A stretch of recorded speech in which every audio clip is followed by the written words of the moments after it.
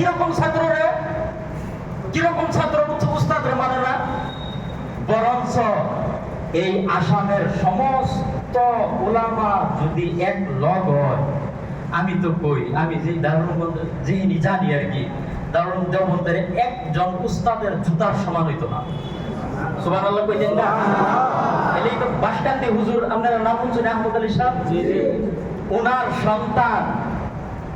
ওনার সন্তানে কইতাছে কি জানো, তো দেওবন্দর ফতোয়ারে তোমরা কচু পাতার পানি মনে করছো নি? সুবহানাল্লাহ কইতেন না? দেওবন্দ ওলা হয়ে গেছিনি যে আসামের মানুষের দেওবন্দরে শুদ্ধ রাস্তা দেখানি লাগবো।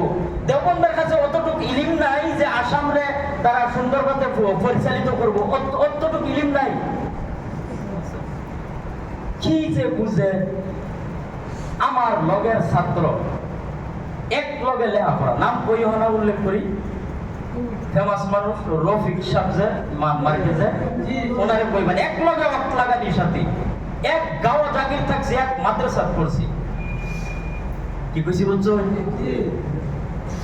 অহনা কি কই আবার উনি যদি কয় থইনছে দিই, এই থইনছে দিয়ে কইলেই তো হইতো না। আমি যদি গাড়ি প্রকৃত তো উঠছি, শরীর যদি ব্যাখ্যানি দিছি, যদি উনি যে ড্রাইভার মাথা লয়ে গেছে, আমার চিন্তা করার দরকার আছে না নাই? না একজনে চিন্তা করলে হইব? প্যাসেঞ্জার আমরা গাড়ি যদি প্রকৃত তো সারা শরীর যদি ব্যাগটা যদি আমি গাড়ির ভিতরে ঢুকাই দিছি, মন দিয়ে শুনুন, সারা শরীর যদি তবলিক নামের গাড়ির ডাব্বার ভিতরে যদি ঢুকাই দিছি, তাহলে যদি আমি শুনছি যে এই গাড়ির ডাব্বা, এই গাড়ির ড্রাইভার মাথা হয়ে গেছে, পাগল হয়ে গেছে, ডাইন বাই কিচ্ছু বুঝতেছে না, খাম্বা কুম্বা বুঝতেছে না কিচ্ছু, এইসব বলা খালি একজনেই চিন্তা করবো না, আমিও সেটার দিকে খারাই করবো। কি উদ্দেশ্য খারাইবো? কেমনে বাঁচুন যা। তো এরকম এই একজন দুইজনের কথা শুনে লাভ নাই। এই পর্যন্ত পৃথিবীর 50-60টা বড় বড় বালা বালা জবরদস্ত মাদ্রাসার দিকে ফতোয়া হয়ে গেছে যে ওর লগে যদি থাও এটা গুমরাহির রাস্তা। তুমি যদি হেই আগে না রফিক মুফতি সাহেব আগে যে বা ড্রাইভারি করছে চোখ মুঞ্জা চালার হইব, হেই বিশ্বাসে চলুন যাইব না, আমার উঠতে দেউন লাগবো, ড্রাইভার হাসাই মাথা লইছে না নাই দেউন লাগবো।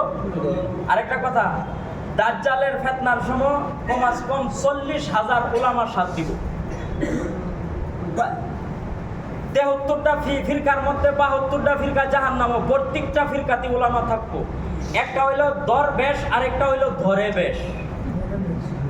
উলামা দুই কিসিম, লক্ষ্য করুন, একটা হইলো দরবেশ, আরেকটা হইলো ধরে বেশ। এগুলো মুখস্থ করবেন। একটা হইলো উলামা, মানুষের নজদিক উলামা, ইলিম কালাম সব ঠিক আছে, ইলিম প্রচার করতেছে সব ঠিক আছে, কিন্তু আল্লাহর ভয় তার ভিতরে নাই, আল্লাহর ডর তার ভিতরে নাই, পরকালের বিশ্বাস লইয়া তার কোনো মেহনত নাই। মানুষের তারে ওলামা কয়, এটা একটা সার্টিফিকেট আছে, সব আছে, এটা একটা ওলামা। আরেকটা ওলামা হইল যে মানুষের কোক চাহে না কোক,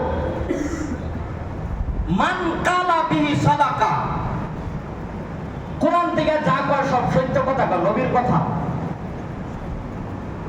কোরআন হাদিস ছাড়া কিচ্ছু কয় না। মানুষের চাহে তার আপন বাবা খারাপ পাইতেছে, অসুবিধা নাই, ভাই খারাপ পাইতেছে, অসুবিধা নাই, মহল্লা বাদ দিছে, অসুবিধা নাই, কিন্তু এই কিসিম ওলামারে আল্লাহ কয় আলী। সুবহানাল্লাহ, কথা বুঝছেন? ওলামা দুই কিসিম, একটা হইলো মানুষে কয় আলিম, সার্টিফিকেট আছে, ইলমও প্রচার করতেছে, কিন্তু আল্লাহ কয় না আলিম।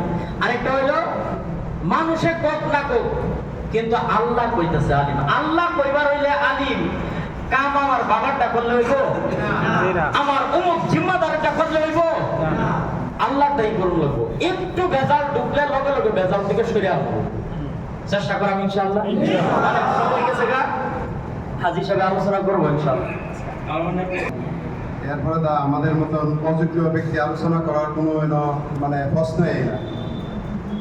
যাই হোক, আল্লাহ শুকরিয়া হিসেবে একবার পাঠ করেন আলহামদুলিল্লাহ। মাতারম দোস্তর বুজুর্গ জীবনে বহুত কথা শুনছি আলহামদুলিল্লাহ। এই মসজিদের একটা ফাজাইল এটা আমরা সবসময় মনে রাখবো। কোনো মানুষ যদি মসজিদের মেয়েটা আয়ে এরা বয়ে থাকে আর মানুষটা চোখটা পানি বেরো না, এমনি বয়ে দিছে। আল্লাহ রাব্বুল আলামিন একজন ফেরেশতা নিযুক্ত করে দেয় এই বান্দার লেগে কানবা। আর এই ফেরেশতা কানতে থাকে, আল্লাহ জানা সত্ত্বেও জিজ্ঞাসা, এই ফেরেশতা তুই কেন কান্দস? বলে, হে আল্লাহ, এই বান্দার লেগে আমি কান্দাছি, বান্দার লেগে কাঁদতাছি, আমি কান্দাছি। আরেকজন বাম দিকে ফেরেশতা আল্লাহ রাব্বুল আলামিন মুকাররর করে রাখে, এই ফেরেশতা কই, হে আল্লাহ, এই ব্যক্তিরে তুমি রহম করো। তুমি মসজিদে রহম না করলে কই বাজারও করবা? দুইজন ফেরেশতা। এই যে আমরা যে মসজিদের মধ্যে বসছি, এটা বেকার না। হয় আমাদের চোখটা পানি না, এরকম কোনো কথা না, কিন্তু আমাদের লেগে ফেরেশতা কাঁদতে থাকে। এদিকে এই কথাটা কোয়ার অর্থ এটা না যে আজকে এই মজমাত বইয়া আমার বইতাম না বা এরম না, যে আমাদের যে বাড়ি ঘর আছে, আমাদের যে মহল্লা আছে, মহল্লার মধ্যে মসজিদ আছে, আমরা সবচেয়ে বেশি সময় মসজিদের মধ্যে দেব। সবচেয়ে বেশি সময় আমি আল্লাহ মসজিদের মধ্যে বয়ে থাকবো। আমার চোখটা পানি বাইরেও বা না বাইরেও, কিন্তু আমি মসজিদের মধ্যে বয়ে থাকবো। আমরা যে বাইরে জম্মাতে গেছি, জম্মাতে বাইরে যাওয়ার পরে দেখবেন বৃত্ত লোক রাইতে 2টা, 2:30, 3টার সময় মসজিদে আয়া পড়বো, আয়া তাহাজ্জুদ নামাজ পড়বো, আয়া দেখবেন যে তাসবিহ আদায়